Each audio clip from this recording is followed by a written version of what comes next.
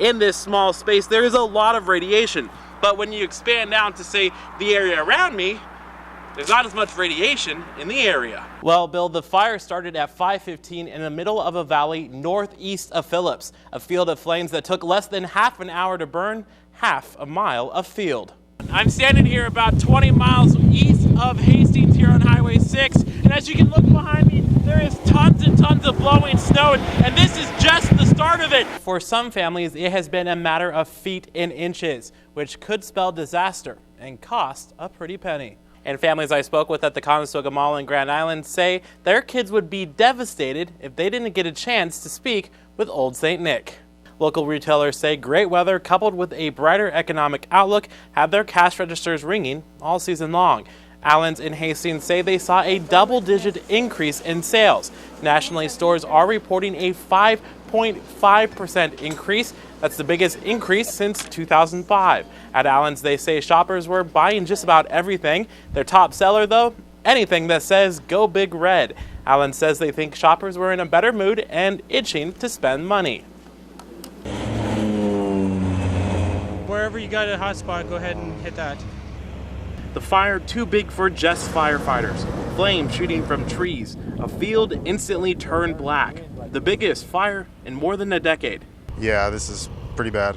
Phillips Fire Chief Jason Fry said more than 1,000 acres were destroyed, stretching for more than half a mile. 5 different fire departments and area farmers working together to keep this fire under control.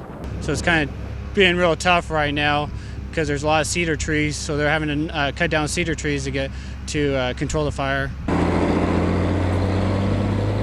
For Carrie Barber and family, this fire was too close for comfort. She was at work in Grand Island. She could see the smoke on her way to the house from the highway. Her house, it was okay, though the flames were less than 20 feet away.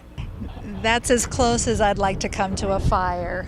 The house, it still stands. That's thanks to a quick thinking by neighbors and firemen by building a simple firewall. God is good. We're safe, our house is safe, and we are just very, very thankful. I was able to speak to Carrie's husband, Brian. He was at home during the fire calling 911. He wouldn't go on camera to recall the afternoon because of heart problems. He says he's got out the hose and sprayed his house, which was the most logical thing for him to do. Katie, Bill, at least they are all safe. Our Creator, family, all are we. Let there be peace, or in this case, unity. That's the theme of today's rally at the state capitol.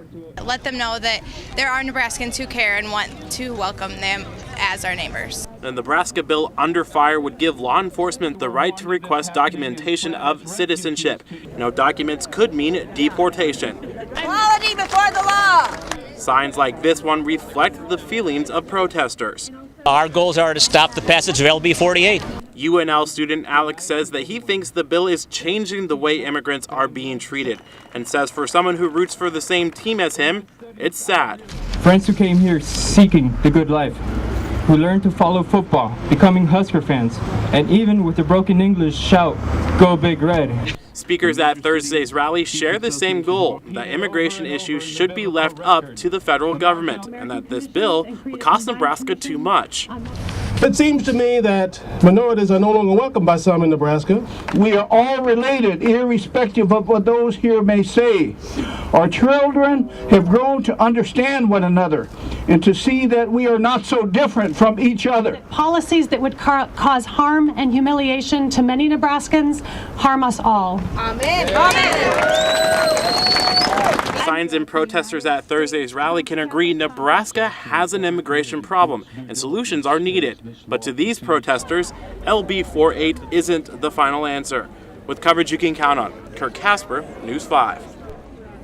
We're very particular about our pigs. 3,000 pigs to be exact. That's the number of pigs Lloyd Lure would lose if he had to move them right now. A cost in the triple digits. And it slowly became a reality. On Christmas Eve, the Platte River rose 2 feet in 8 hours, prompting the Lure family to take action. For 3 hours, they placed dikes to protect their buildings from the flooding. If they were ever forced to evacuate, it could be a catastrophe.